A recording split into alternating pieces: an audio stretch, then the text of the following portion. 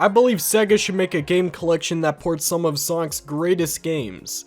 I also believe that accomplishing this would save the franchise. You may be wondering how. Well, to understand, I must first give you a rundown of Sonic's history. First off, we all know that Sonic is an interesting character. I care a lot about this character, and anybody who's watching this video also probably cares a significant amount about this character. So we all agree that we want nothing but the best for the Blue Blur, and it's very heartbreaking to see him fail time and time again. Which unfortunately, we have been seeing Sonic fail a lot for the past decade. In fact, it's been longer than a decade. Sonic has become a laughingstock of the gaming industry, and it's been this way ever since 2006. In 2006, they released Sonic the Hedgehog, which was supposed to be a reboot of the franchise, but it failed miserably.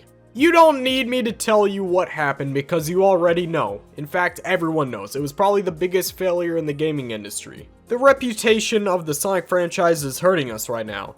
But believe it or not, back then, Sonic was regarded as one of the best video game characters out there. In fact, Sonic vs. Mario was still a debate up until 2006. Sonic today is known as just being a bad video game character to poke fun at. But why? Did everyone just forget the amount of quality games that Sonic the Hedgehog used to have? Well, here's the thing. It's not that nobody forgot, it's that nobody even has the chance to experience the great games that Sonic is known for. If you are on current consoles, the Sonic experience that is available to you is Sonic Forces, Sonic Mania, and Team Sonic Racing. Which isn't bad, 2 of those games are really good. But one of the games is horrible, and nobody even knows that Team Sonic Racing exists because of horrendous marketing. You may argue that people can play the backwards compatible Sonic games, but nobody is going to play those games without already knowing about the game from being in the Sonic community. So all we have is 3 games that are introducing new fans to the franchise. That is just sad. Something that I realize that can fix this is if Sega just ported their previous games to current hardware. Not only does that help us play the games that we miss a lot, but most importantly, it would introduce a lot, and I mean a lot, of new people to the Sonic franchise. Also, something else to know is that Sonic's target demographic is for kids age 7 to 9. And Sega, you know that 7-year-olds aren't about to be firing up Dolphin Emulator to play Sonic Heroes. That's just ridiculous. Your target demographic has no games to play. All they have is Sonic Mania and Sonic Forces. How are 7 to 9-year-olds supposed to get hooked to your franchise if you don't have anything for them to get hooked to? I know Sonic Forces was a terrible game, but it was great for introducing new fans. Because all the new fans that saw the villains, they were probably curious about the games in which those villains came from. But then once they realized that they had to buy an ancient artifact of a console to play them, they then leave for Mario. In fact, let's talk about why most of you are in the franchise today. When I was little, the first game that I've ever played was Sonic Adventure Director's Cut for the Nintendo GameCube. My first game ever, and my first Sonic game ever, was a port of a previous title. If Sega never ported their games to the GameCube, I wouldn't be a fan of Sonic today. They ported every single game from the 90s onto the GameCube. They ported both Sonic Adventure games and then ported all of the classic games in Mega Collection and Sonic Gems Collection. Right away. Sonic's target demographic at the time was living in paradise with the amount of games that they could play. Any new fans at the time could play any of these S-tier games at any time. It was an absolutely perfect introduction to the series. I personally, after playing Sonic Adventure, got every single Sonic game that came out for the Wii and GameCube. That is not a joke. Every single game. But there is one game from this era that struck a big chord for me. That game was Sonic Mega Collection.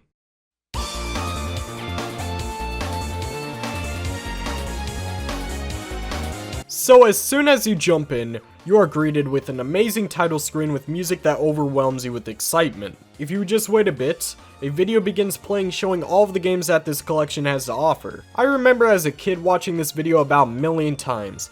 Probably because the people playing the game in the video were 10 times better than me at the game. So now, I'm going to give a mini review of this 10 out of 10 game collection. Also, by the way, I played the original Mega Collection as a kid, not Mega Collection Plus, sadly. Anyways, when you get into the collection, you will find all of the classics. Sonic the Hedgehog 1, Sonic the Hedgehog 2, Sonic the Hedgehog 3, Sonic and Knuckles, Sonic 3D Blast, Sonic Pinball, and Dr. Robotnik's Mean Bean Machine. Now, something that might catch you off guard is the extra unlockable games.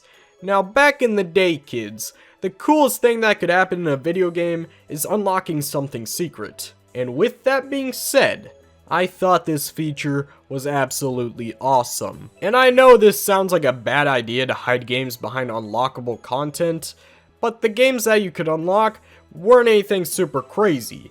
And that's because it was bonuses to the games that you already had in the collection. And when I found out about this, it actually blew a circuit in my brain as a kid. You could unlock the extra add-ons that the Genesis games had from the 90s. For example, one of the games that you could unlock is Knuckles and Sonic 2, which is a game that you could play back in the day using the lock-on technology to combine Sonic 2 and Sonic and Knuckles. Which I didn't know was a thing at the time I unlocked this. I thought it was crazy, man. A whole new world opened up. On top of this, you could unlock Sonic 3 and Knuckles, which combines Sonic 3 and Sonic and Knuckles, which by the way is the best experience of a classic Sonic game that you can get. In retrospect, you are getting a lot of awesome titles in this game collection. When I was getting footage for this collection, I got lost in the Sonic the Hedgehog 1 gameplay.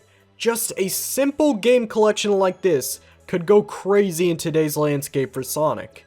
But what sets this game collection apart from other game collections was the exploration. And I'm not talking about the exploration level design. I'm talking about the exploration of Sonic's past. You see, Sonic was jumping onto Nintendo hardware when this game was released. So most people who bought Nintendo consoles instead of Sega consoles were never able to experience the blue blur. This is when Sega made the brilliant decision of releasing this collection. Not only does this show all the Nintendo fans what they've been missing out on, it also shows Sonic's history in the collection. They showed you this by letting you look at the Archie comics, videos of games coming out, artwork, character analysis, and game manuals.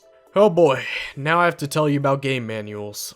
So for the infants that are watching this video, back in the day there was a little something called manuals. As a kid, I wasn't alive to experience the golden era of manuals, but I was alive to experience the tail end of it.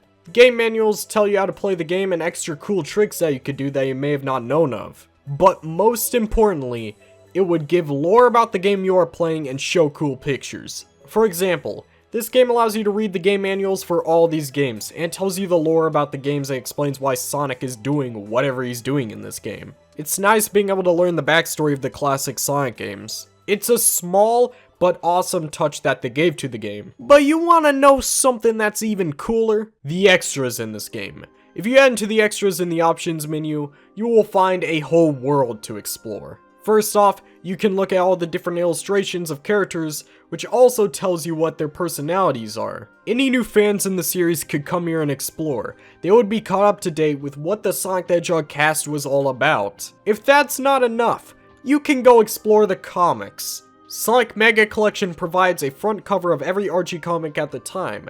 You couldn't read the comics, but it was still cool to see all the different covers. I mean, I did find some stuff that was, well, interesting to say the least. I also have to mention how there is some really touching music in the background that is playing. It gives you a sense of wonder and it makes you feel like you're exploring something that is much bigger than you can comprehend. It's also very nostalgic for me, and it reminds me of all the days of when I was a child. I would surf through the extras, looking at comic book covers, looking at pictures for hours. I mean, this song is just perfect for the environment that these menus put you in. Just take a listen.